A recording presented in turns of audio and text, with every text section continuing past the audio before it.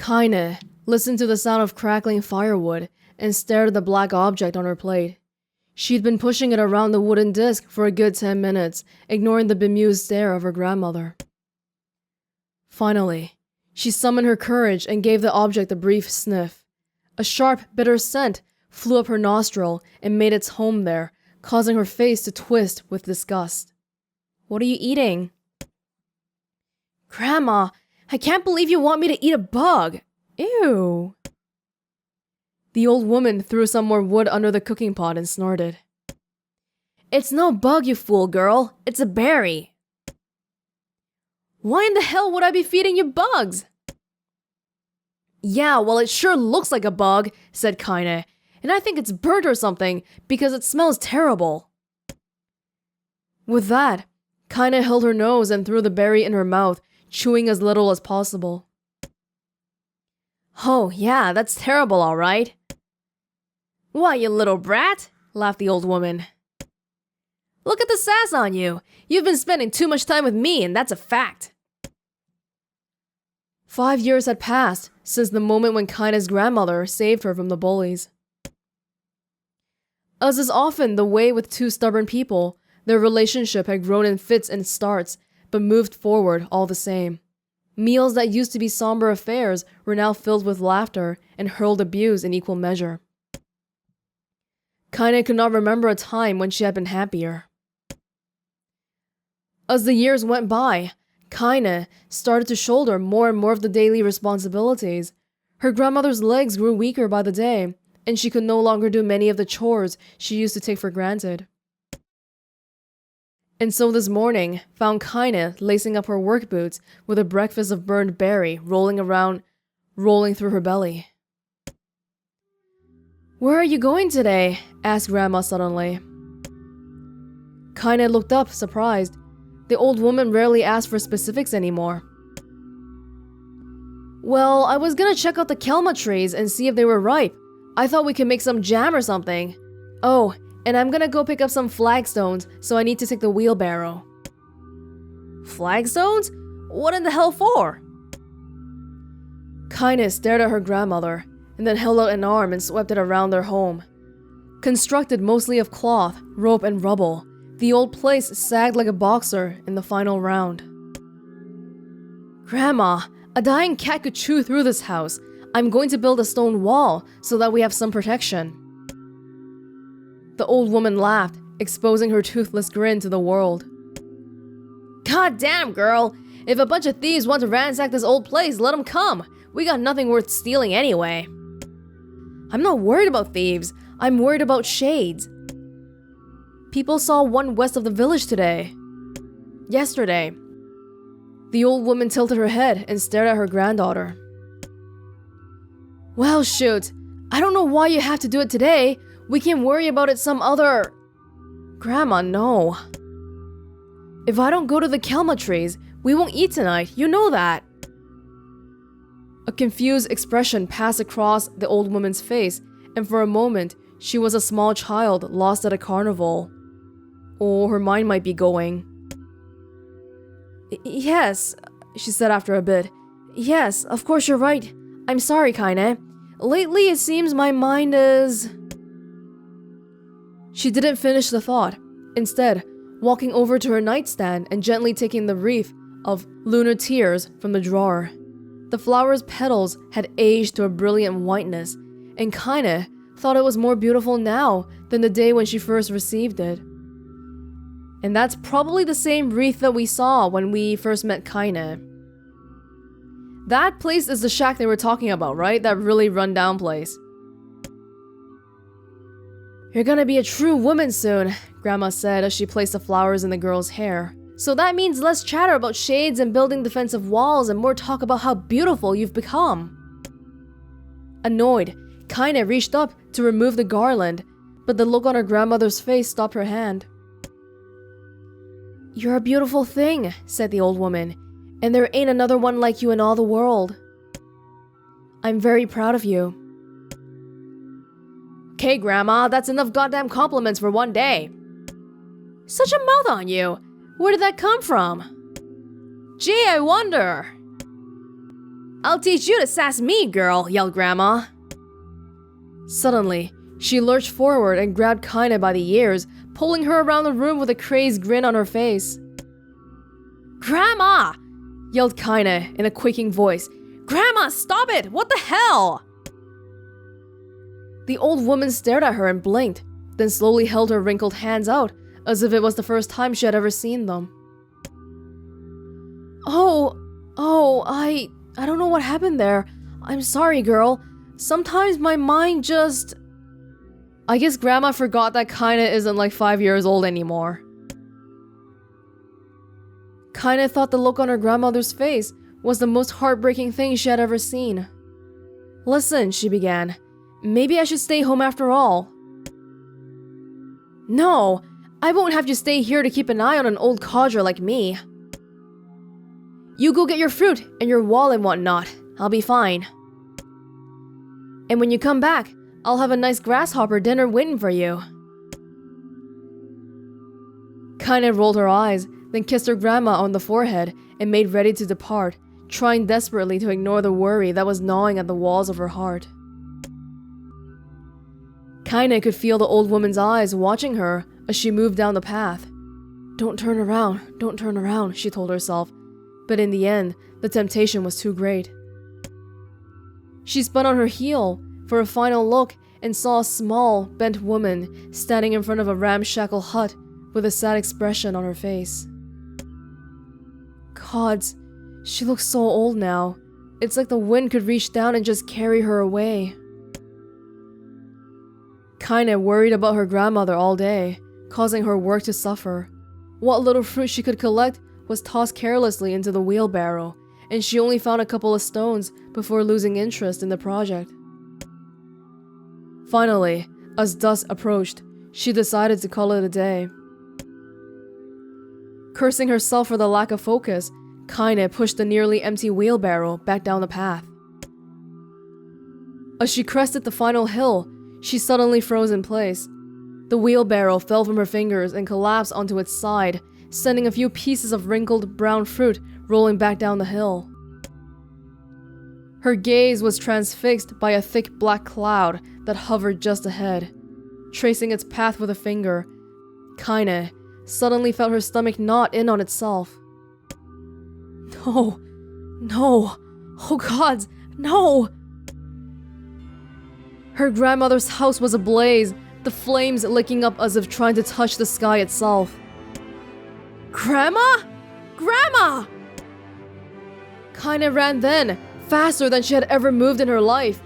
Once, she tripped on a stone and went sprawling into the rocky ground, but she leapt to her feet and continued running, unmindful of the blood that spilled from her wounded hands and knees. As she got closer and closer, Kaine's mind began to race in time with her footfalls. It's too dark. It's too dark. Not just fire. Can't be fire. Too much smoke. Gotta save her. Gotta save her. She burst into the front yard and then came to a sudden halt, her worst suspicions confirmed. The smoke from the fire was mingling with the thick inky blackness of an enormous shade. The massive creature supported itself on 3 twisted feet and achieved balance through means of a large armored tail. Scales, horns, and claws sprouted from its body in a random chaotic pattern, giving it the appearance of a lizard designed by some insane god. Seeing Kaine, it let out a roar and flicked its tail, sending small whirlwinds spinning around the yard. For a moment, the creature retreated into a shimmering inky blackness, as if her mind was unable to comprehend that such a thing could actually exist. But then, the smell hit her, a blend of rotted meat and excrement, and the horror became real once more. The creature bellowed again, and this time, Kaine responded with a scream of her own. "Alright, you bastard!" she thought as her scream echoed off the high cliffs around them. "It's you or me! Let's go!" The shade eyed Kaine with bemused interest. Then it began looking from her to the house and back again, as if urging her to look at the destruction it had so gleefully wrought. With dread building in her heart, Kaine glanced toward the house. Through the smoke and flames, she spotted a small figure struggling to escape the ruins. "Grandma!" At the sound of her voice, the old woman began waving frantically. "She's alive!" thought Kaine. "She's alive!" Kaine's legs sprang to life as she raced across the yard toward the flaming wreckage of the house. Before she could advance more than a few steps, the shade opened its mouth and let out a roar powerful enough to uproot trees and send them flying. The blast sent Kaine tumbling through the air before smashing her against the rocky earth. Stars danced in front of her eyes as she tried to remember how her legs worked. "Get up! Get up! Get up! Get up now!" As Kaine struggled to her feet, the shade stomped toward the house and pinned her grandmother to the ground with the tip of a claw. The old woman struggled to move the claw away from her stomach, but she might as well have been pushing a mountain. She coughed briefly, sending a small spray of blood into the air, then collapsed to the ground, her energy spent. Kaine lurched to her feet, only to fall back to earth with a gasp. Her ankles were on fire. One or both of them were surely broken. Ignoring the pain that screamed through her body, she began dragging herself across the ground, leaving a drunken trail of dust and blood in her wake. "Grandma, hold on! Just a little longer!" Her grandmother's face was turning blue, her eyes rolling back until only the whites were exposed.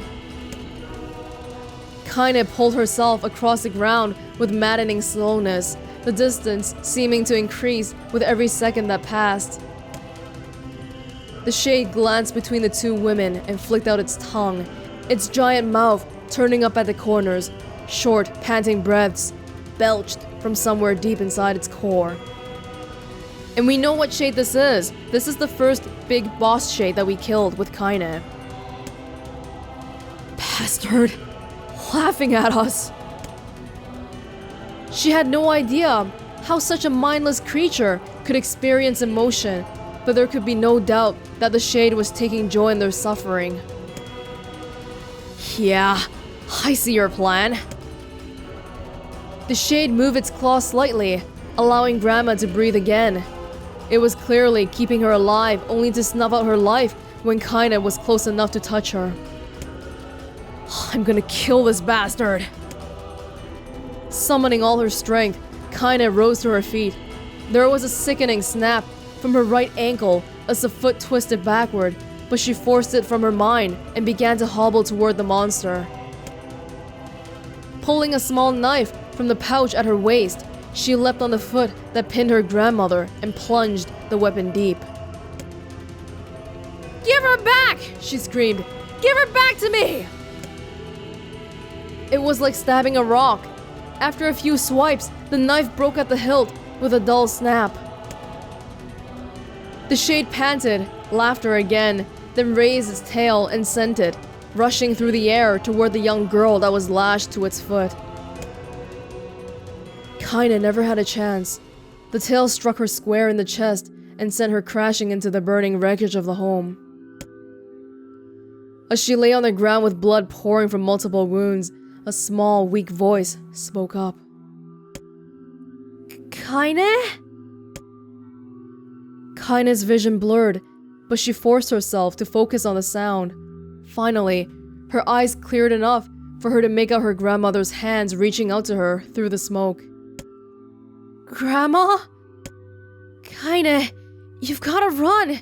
You can't defeat him!" Kaine grabbed the hands and held on with all her strength. "Grandma, come on! We have to go!" The old woman coughed loudly. One of her hands, slick with blood, slipped from Kaine's grasp and thumped to the ground below. "Grandma! No! No!"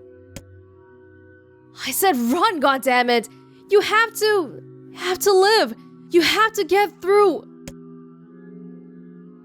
The thought would stay forever unfinished. Before she could say another word, The shade's clawed foot descended, smashing through the remains of the roof and down upon the shattered figure of the old woman. Blood oozed thickly from gaps in the creature's toes as the terrible, putrid smell assaulted Kaine's nose once again. She stared at the foot, dumbfounded, convinced that what she was seeing could not be possibly real. When the creature finally lifted its appendage, all that remained underneath was a twisted, unrecognizable mass of rubble and blood. Her grandmother was gone. Kaine blinked, trying to feel the hands which had been in hers just a moment before. For a fleeting instant, she could remember the warmth of that embrace, the trembling of the fingers, but then the sensation drifted away on the breeze and was gone. Memories flashed through Kaine's mind, one after the other, faster and faster, until they became a meaningless jangle of noise. Kaine screamed then, a thunderous sound that echoed off the cliffs and seemed to roll away forever. The shade eased forward, black ichor pouring from its mouth and dissolving into smoke on the ground below. The earth shook with every step as it crept toward its prey. Kaine's body slowly rose, as if controlled by a mad puppet master. Her arms and legs were bent at impossible angles, her head lolled dangerously to the side, yet somehow she managed to stand. Staring at the shade, her eyes began to glow with a deep red fire. The creature, so confident just moments before, took a slow, hesitant step backward, trying to discern if this broken human could possibly pose a threat. Kaine seized the moment.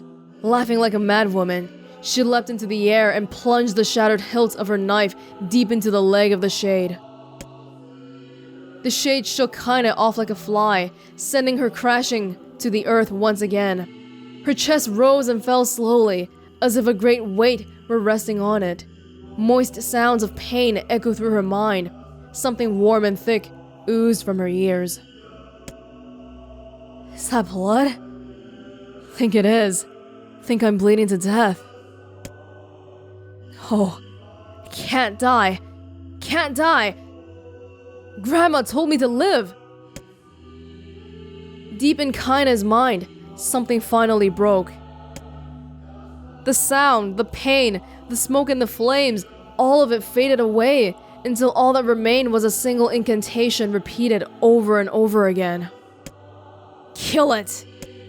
Kill it! Kill it! Kill it! Kill it! Kill it! Kill it! Kill it! Kill it! Now! As the spark that was Kaine slowly began to flicker and die, she felt her desire to kill and her desire to live blend into one. The distance between heartbeats grew longer and longer and longer. I'm wondering why Kaine's shade isn't coming out yet.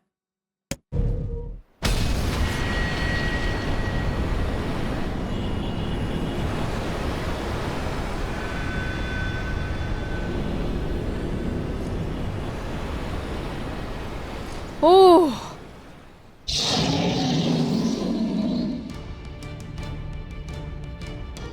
The beast approaches. Oh, I got it. That was 1 full hour of reading. But we're back in the land of reality now.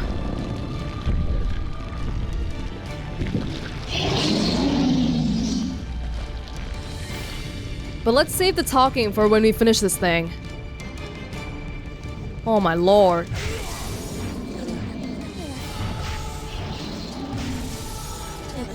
Cutting through this thing like butter. What anger this creature must have. How did it even survive these past 5 years? I'm not gonna let this happen again. He dies today. My sword feels lighter. It's not the blade, but the skill of the user. Strike him down! Oh, I hope I'm not killing this too fast, because I don't remember hearing that before. My sword feels lighter. I'll try and see if there's any more. Well, it doesn't seem like there's more for this one. Oops! Oh my god!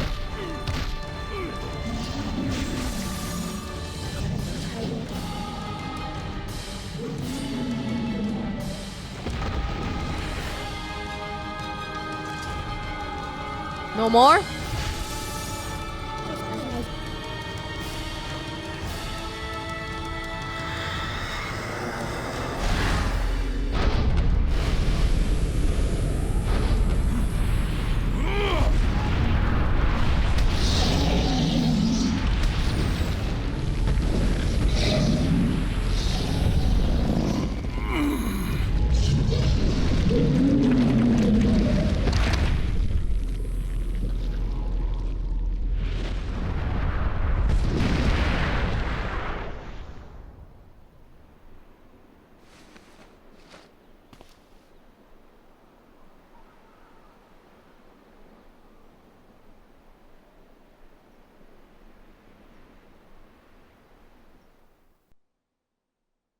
Are you kidding me? As much as I'm enjoying the story, I'm really hoping that this entire playthrough B is not just going to be reading text, cause I would not be very impressed if that was the case. Gently. Weakly. Softly. The shade, sure that its tormentor was dead, turned and stomped off toward the horizon, stopping along the way to bellow one final roar. Couldn't kill it. So sorry, Grandma. Couldn't avenge you. Shamed beyond imagining, Kaine tried to turn her head to the side, but only succeeded in coughing up a huge gout of blood. It was getting difficult to see, and only after a moment of fierce concentration did she realize her left eye was gone. What? But Kaine, we've never seen Kaine without an eye before. Laughing to herself, she turned her remaining eye to the ruins of her home and noticed a ragged stump of arm resting a few feet away. Yeah, that's mine, she thought with a mad giggle. This is gonna make clapping a real bitch. Ha! Cried a sudden voice from the depths of her mind. Finally gonna die, are ya? Well, you had it coming. Go to hell, Demo, she thought at the unseen assailant. Go to hell before I pluck out your eyes and feed them to a dog. The voice of her childhood terror evaporated into smoke, only to be replaced by another, more recent voice. Hold still, said the apothecary, materializing from the ruins like a ghost. I want to draw you. That way you can live forever. No, stop. Don't want to live forever. I want to die right here. I see, he said quietly. Well, if that's how you want it. The spectral shopkeeper fluttered in and out of existence for a moment, then produced a piece of paper and sketched quickly. After a few seconds, he turned the page to Kaine and smiled. Since you rejected my offer, I decided to draw someone else. It was a picture of her grandmother, real as life. Kaine opened her mouth to thank the man, but stopped as the picture began to blacken in the middle. Before she could say anything, thousands of multi-legged insects began to swarm across the image, tearing at it with sharpened pincers. Stop! No! Don't hurt that picture! Kaine reached out with her remaining arm and waved futilely at the air. To her surprise, the insects fell off the picture and to the ground below, where they vanished into tiny black tendrils of smoke.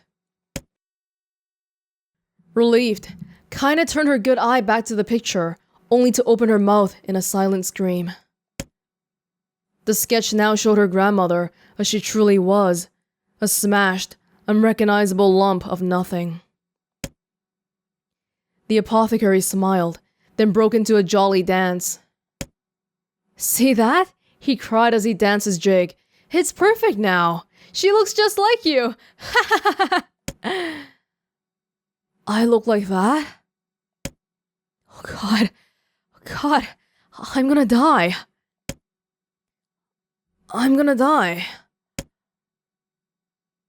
Drowning in despair, Kaine laid her head back in the mud and smoke of her ruined house and waited for the end to come. But just before she let everything go, an unfamiliar voice began whispering in her ear. Ain't you got a wish, sunshine? The voice was vulgar and fierce at the same time, as if insanity had somehow found a way to take form. Kaine wanted to scream as the voice crawled under her skin, but her lungs refused to work. You know, a wish, like a prayer or something? Why don't you get on your knees and start praying to heaven? Please, invisible man in the sky, save me! Save me! Kaine finally resorted to shouting at the voice with her mind. I don't make wishes. They don't come true for me. I'm a curse, a freak. I should be left to die. The other voice boomed in her ears. Oh God, you are the best! Kaine glanced down and saw a black shiny substance oozing from her legs.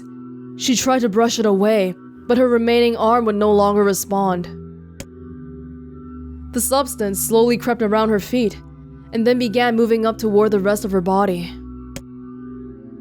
Is this death? Is this what it's like? Or is my mind just losing itself? She could feel the slime oozing upward, feeling the hot, searing pain it left in its wake. Whatever else might be happening, she was still alive, and this was real. Come on, said the voice. Let it go. Kaine tried to ignore the voice and concentrate on the pain, but the newcomer would have none of it. Don't ignore me, sunshine. You're ready to give up, ready to die, so why not let me have it? Oh! Wait, is it the shade trying to take her body? Have what? Your body! Come on, give it to me! Give it to me! I want to stand on the ground, feel the rain, taste the wind! The voice paused, as if licking its lips. When it resumed, it was filled with mad, unabated joy. And I want to take your hands and use them to choke the goddamn life out of people. I want to tear out their throats and bathe in the blood just like before. In response, Kaine shifted her head and vomited.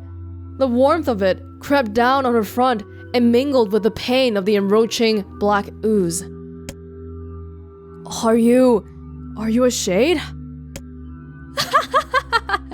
Yeah, maybe. What of it? The slime reached her face, crept past her nose, and slowly oozed into the socket of her missing eye. The moment it touched her brain, Kaine was struck by the most powerful sensation she'd ever felt in her life. It was ecstasy. She wanted to scream with delight, but all she could manage was a small, whispered moan. Feels good, don't it? Asked the voice with a chuckle. Yeah, what can I say? I know how to please the ladies.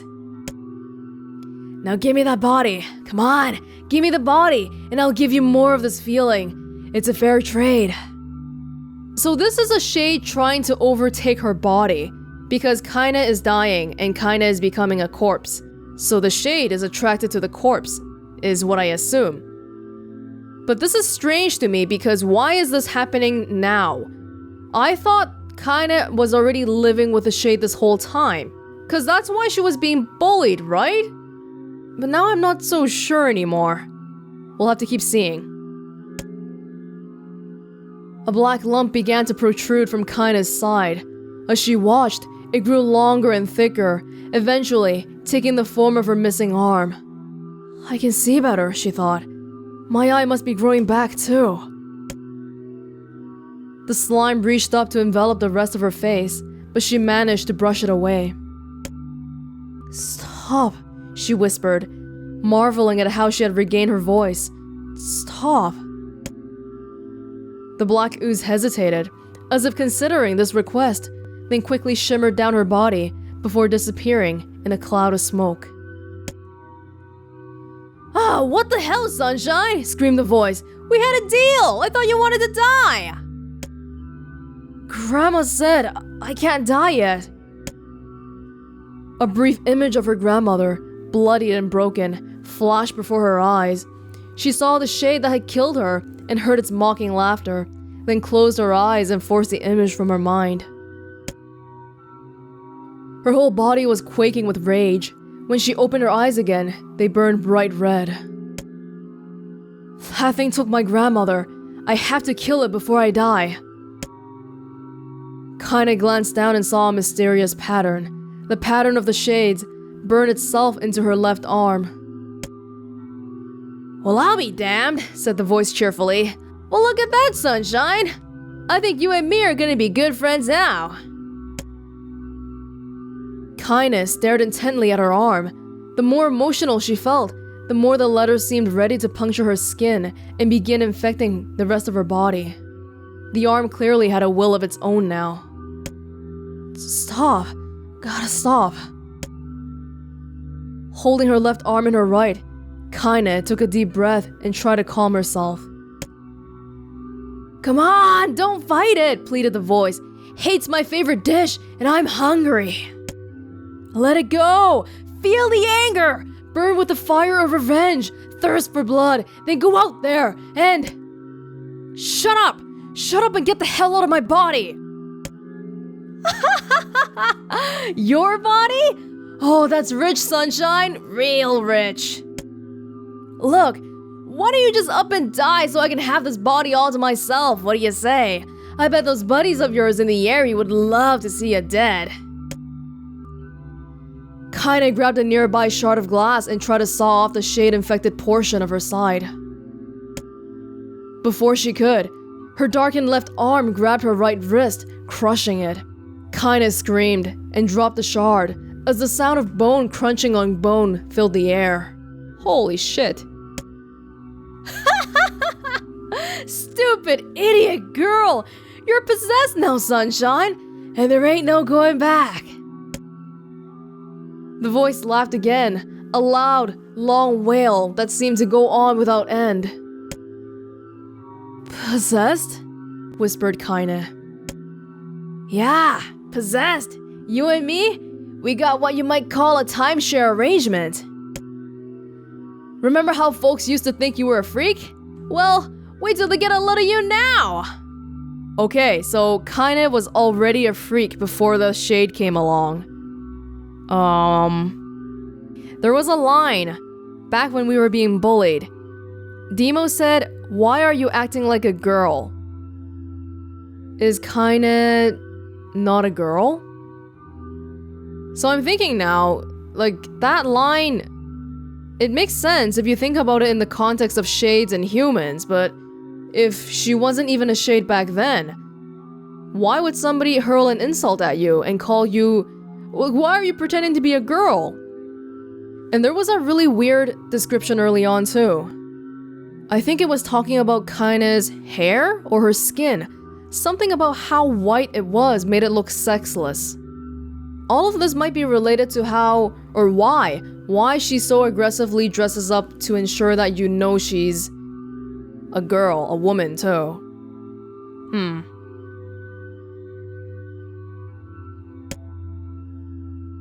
Kaine looked up, tears in her eyes. The sky seemed smaller somehow, darker. Is this because of that shade? Is this how they see the world? So, listen, purred the voice. I know this whole possession thing seems a bit sudden, but it ain't all bad.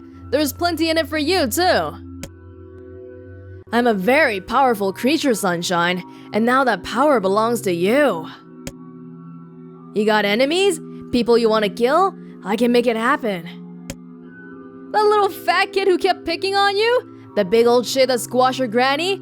We'll wrap him up in their own assholes. So it sounds like the shade can access my memories. And this must be what happens when a shade is created too, right? As somebody is dying, a shade comes and possesses them. But they usually don't fight back. That's why we haven't seen any other half shades, because people usually just die when they're about to die. No more abuse for you, sunshine. No more pain. Wait, said Kaine. You're a shade. Why would you help me kill another shade? What, you think I'm some kind of racist? Some killing snob? I don't give a good goddamn who you murder, honey pants. I just want to drink from the well. Kaine considered this as she struggled to her feet, the power of the shade coursing through her. The smoke from her house was drifting away with the wind, and she enjoyed the way the cool evening breeze felt on her new left arm. After a long pause, the voice spoke up again. So, how about it? You and me. We could have some good times together. Look, I'll even take care of the bloody part if you don't want. Fuck off, asshole, muttered Kaine. I'll handle the killing. Screamed the voice. Look at you go! Oh, sunshine, we're gonna have so much fun. So, listen, my name's Tyrion. And if you ever need me, I'll just be hanging out in this piece of meat you call a heart. Now get to it! The more you kill, the more your heart turns rotten and sour, and I like rotten and sour. Kaine found herself nodding at the voice. Yeah, she said. Yeah, I think this can work. This guy has a name, what the hell? I'm gonna find that shade, and I'm gonna strangle it with its own guts. And when I'm done, I'm gonna do the same to you, Tyrion. Count on it. Ha! Laughed Tyrion. I shit bigger than you, so good luck with that. Oh, and hey, one more thing.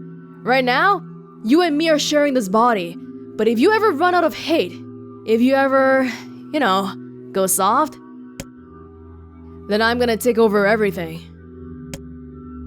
So keep on killing, sunshine, and watch your back. The voice grew fainter and gradually faded away, fading to somewhere deep inside Kaine herself.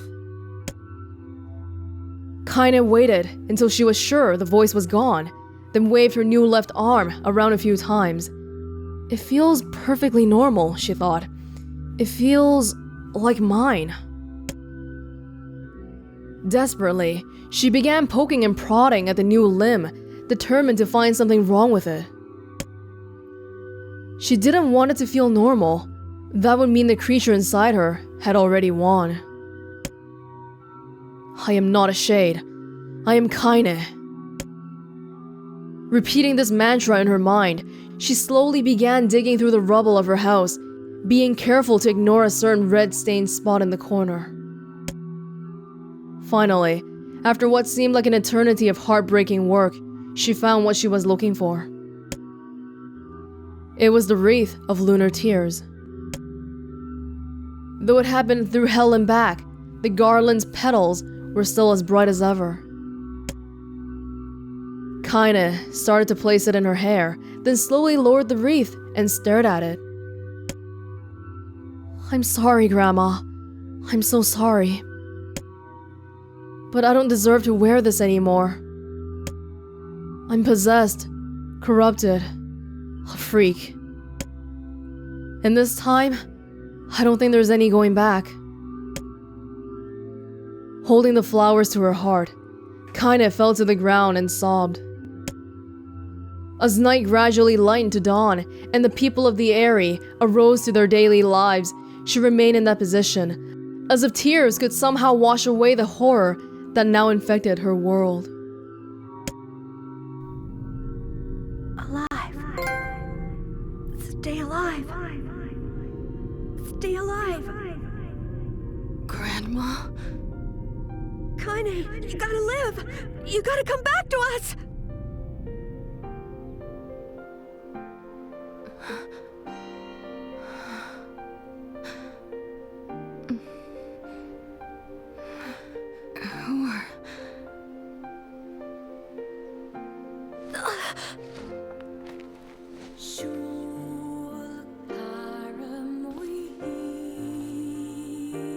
Why would Kaine, of all people, be afraid of this?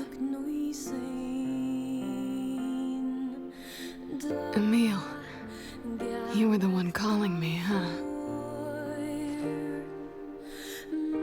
You still recognize me?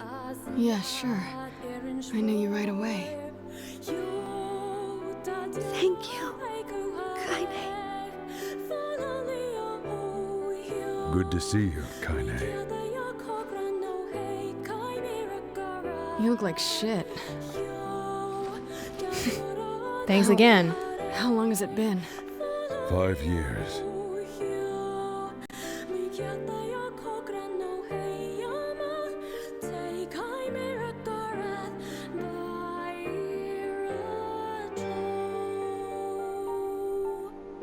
Oh.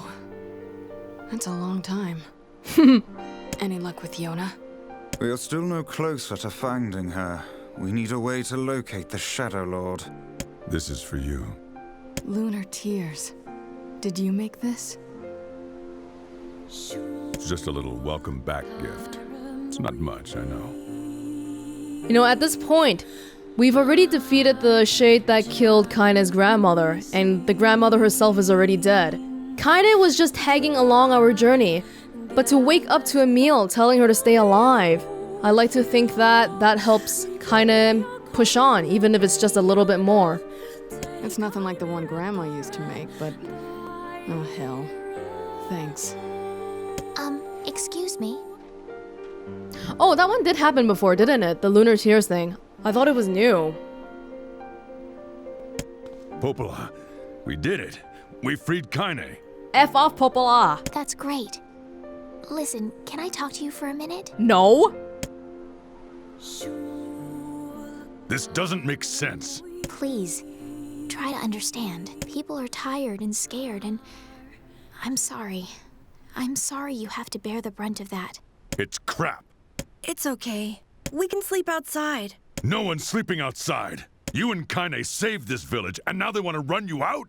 People are afraid of us. And really, I understand. I mean, look at me. As long as you're still with us, I can deal with it. Right, Kaine? I'm used to sleeping outside. I'm sorry. We'll see you later. We're sorry. No, you're not.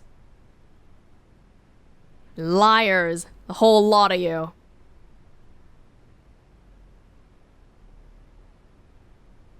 What is the matter? Kaine always sleeps outside. I never thought about that until just now. How could I have not noticed that? How selfish am I? What the hell is wrong with me? We should turn in.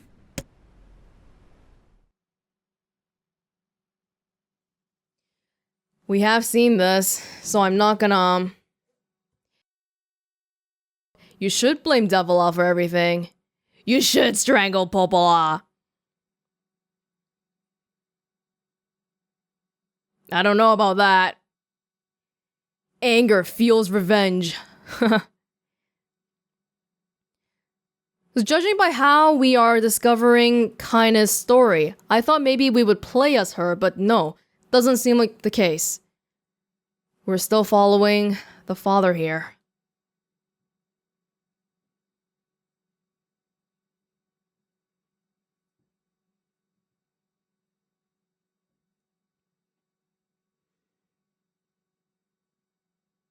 Oh, this again.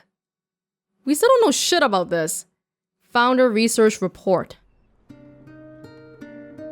Yup. I need to go see Devila and Popola. Oh my god. Oh, yeah. I rarely come back to my house ever since Yona got kidnapped. Just never came. Whoa! Gold moonflower seed. Sounds expensive. Okay. I think what I have to do now is just play the... Well, let me see what carried over.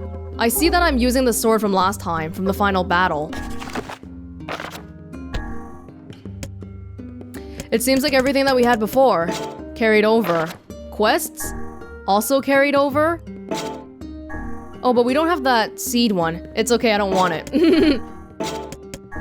Still uncompletable. Weapon collection. I guess I should be spending my money to buy some of these weapons now, huh? Everything's still here, I think. Hang on. Oh, they took off all of my words. I think.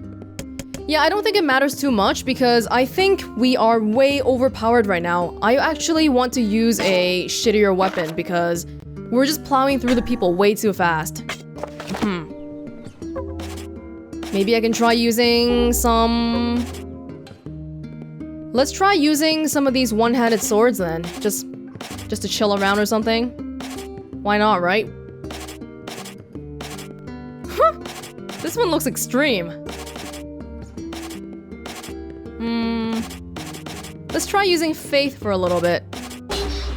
It might be really weak, but we'll see, Okay, if we're just going to be going through the main quest as normal then, I'm not gonna show it, unless if something changes, so... I'll see you when something is different.